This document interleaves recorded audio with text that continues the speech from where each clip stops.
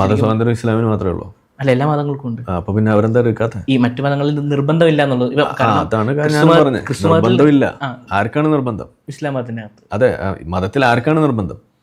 എല്ലാവർക്കും നിർബന്ധമായിട്ടുള്ള മതത്തിൽ നിർബന്ധം ആ വ്യക്തിക്ക് തന്നെ ആയിട്ട് മാറുകയാണ്. അതെന്താ? അത് ചെയ്തില്ല എന്ന് നീ നരകത്തിൽ പോകും, ഹൂറി പോയിന്റ്സ് നഷ്ടപ്പെടും. അതാണ് ഉണ്ടാവുന്നത്. നിങ്ങൾ ഈ ടെമ്പിൾ റൺ എന്ന് പറഞ്ഞ ഗെയിം കളിച്ചിട്ടുണ്ടല്ലോ ഇല്ലേ? അപ്പോൾ നിങ്ങൾക്ക് അറിയാലോ, നമ്മളിങ്ങനെ പോകുന്നു, പോയിന്റ്സ് കളക്ട് ചെയ്ത് പോകും. അങ്ങനെ അവസാനം നിങ്ങൾ വിജയിയാവും. ഇതാണല്ലോ നിങ്ങൾ ഒരു മുസ്ലിമിൻ്റെ ജീവിതം ഇങ്ങനെ തന്നെയാണ്. പക്ഷെ അവൻ കളക്ട് ചെയ്യുന്നത് കോയിനല്ല, ഹൂറി പോയിന്റ്സ് ആണ്. അങ്ങോട്ട് തിരിഞ്ഞാൽ അവിടെ ഹൂറി പോയിന്റ്, ഇവിടെ തിരിഞ്ഞാൽ ഇവിടെ ഹൂറി പോയിന്റ്. അപ്പോൾ എങ്ങനെ മാക്സിമം ഈ പോയിന്റ്സ് കളക്ട് ചെയ്യാം, ഈ ഹൂറി പോയിന്റ്സ് എത്രമാത്രം അധികം കളക്ട് ചെയ്യാം, ഇതാണ് ഓരോ മുസ്ലിമിൻ്റെ മുന്നിലുള്ള സംഗതി.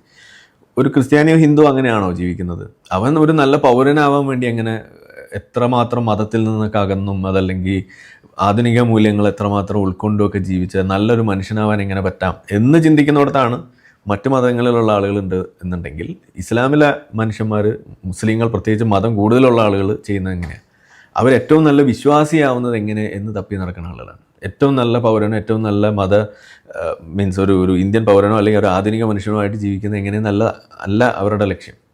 ഏറ്റവും നല്ല വിശ്വാസി, മുത്തക്കയായിട്ട് ജീവിക്കണം, മുത്തക്കയായിട്ട് മരിക്കണം, സ്വർഗത്തിലെത്തണം. ഇതാണ് ഓരോ മുസ്ലിമിൻ്റെ ആവശ്യം.